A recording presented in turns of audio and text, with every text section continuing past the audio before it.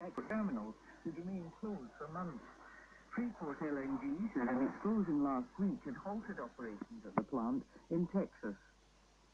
Lebanon has proposed a deal aimed at resolving a long-running maritime dispute with Israel. The heated row came to a head earlier this month when Israel made preparations to begin oil and gas exploration in waters partly claimed by Beirut.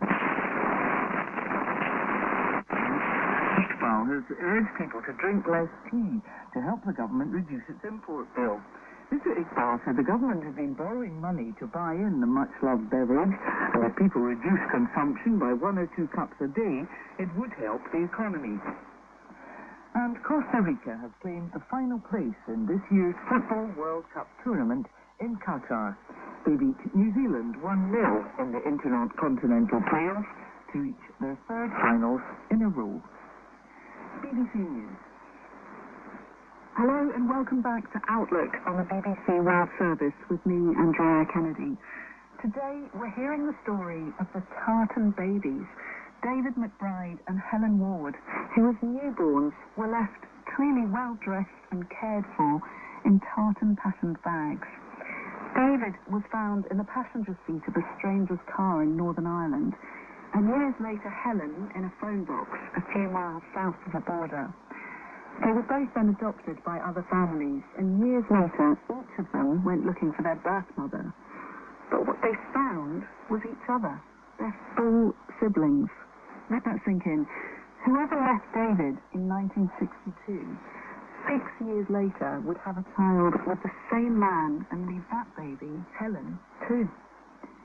In part 1, we heard how on her 44th birthday, Helen went live on the radio to share her story with the public for the first time. Came forward. And that was extremely emotional. Gosh. When he went into the phone box, he saw a bag on the floor, and he noticed that the bag was moving, and he opened it a little bit more, and he saw me in it.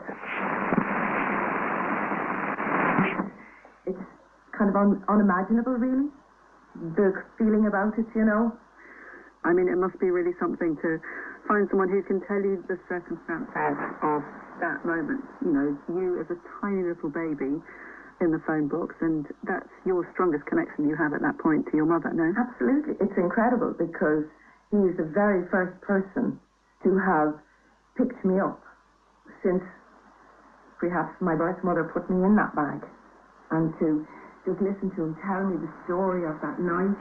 It was just lovely to have those conversations with him. Yeah.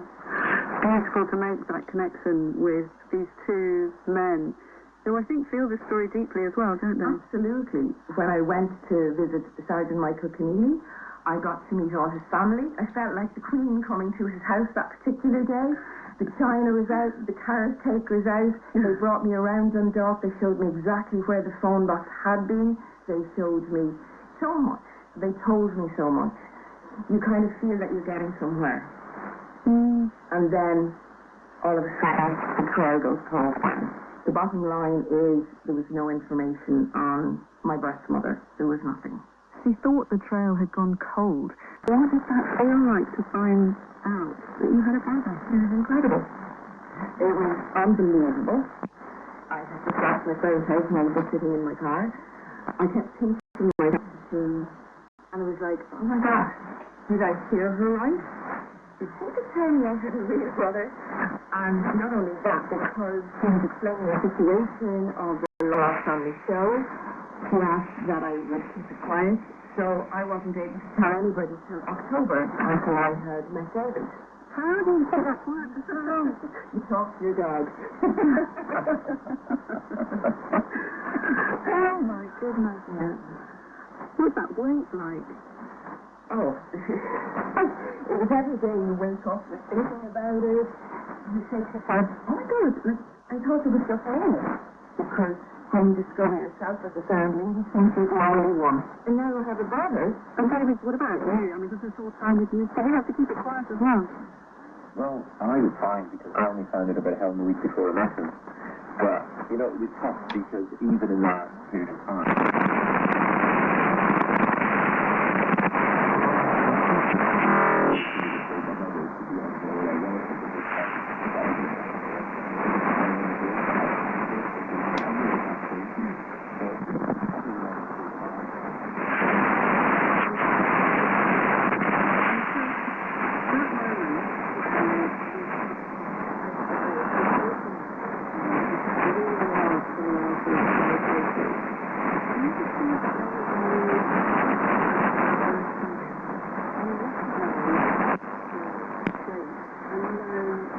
getting to dead relatives. How does that feel? I think it's very cool. I think it's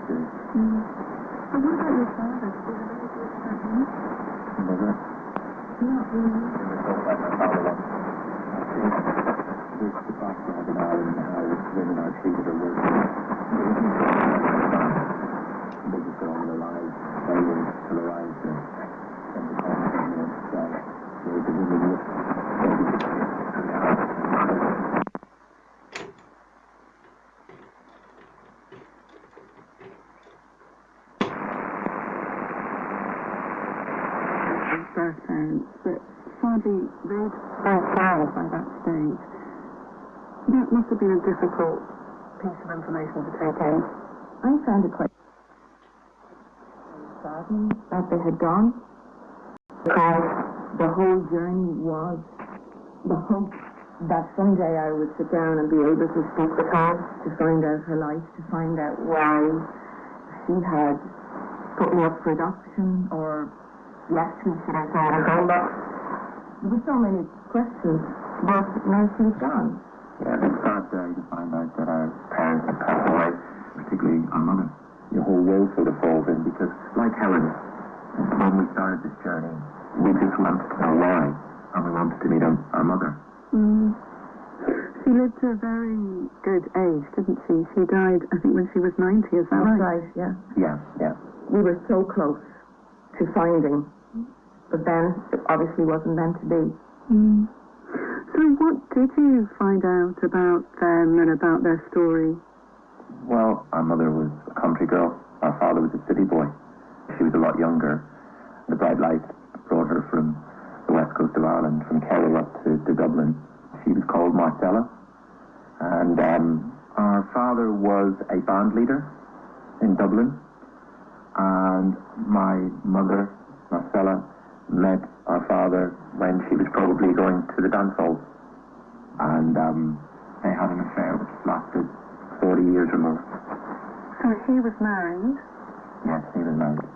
And she was Catholic, is that right? And he was Protestant? That's right, yes. With her birth father, he had a family of 14 children. So we now have 14 half-siblings, which was a huge surprise to us. Thankfully, we've got to communicate with some of them. So it is a huge impact on our lives too. There has to be a great amount of respect given to everybody, and we try to encourage people, to not be afraid to tell us as much as possible. If you know something, please tell us, because it's so important to us to build that picture and to learn about them. Whether it was a secret or not is debatable, and we don't know. But to have two children and have this affair on for so long, and to be together for so long, they must have loved each other. Mm. They must have had a pretty strong relationship for it to last for so long. And the fact that one of them was Protestant and one of them was Catholic, and your mother would have been unmarried, would have made the whole situation incredibly complex, wouldn't it? Yes, it's all of the taboos at once, isn't it? Yeah. Catholic, Protestant, married, out of wedlock.